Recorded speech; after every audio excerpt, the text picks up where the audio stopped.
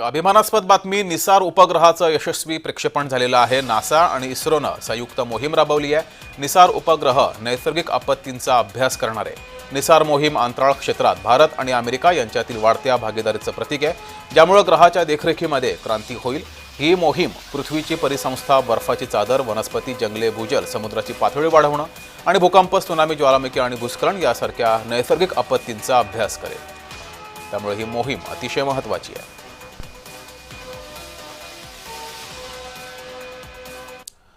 निसार उपग्रहाची नेमकी वैशिष्ट्ये काय आहेत ती पाहूयात।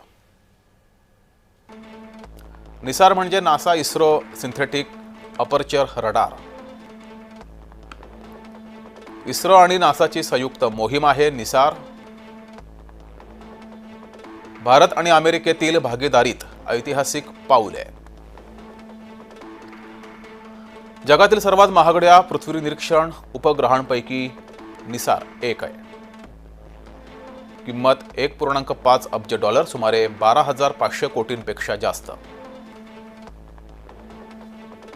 GSLV Mk2 रॉकेटमधून निसार उपग्रहाचं प्रक्षेपण झालंय।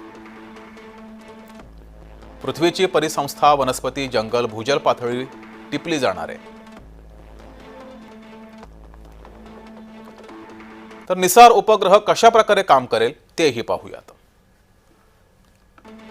740 किलोमीटर उंचीवर सूर्य समकालिक कक्षेत स्थिरावणार आहे। निसार हे उपग्रह त्या ठिकाणी स्थिरावेल।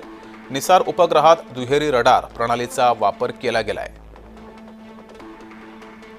पृथ्वीच्या पृष्ठभागावरील बदल अचूकतेनं पाहण्यास मदत होणार आहे।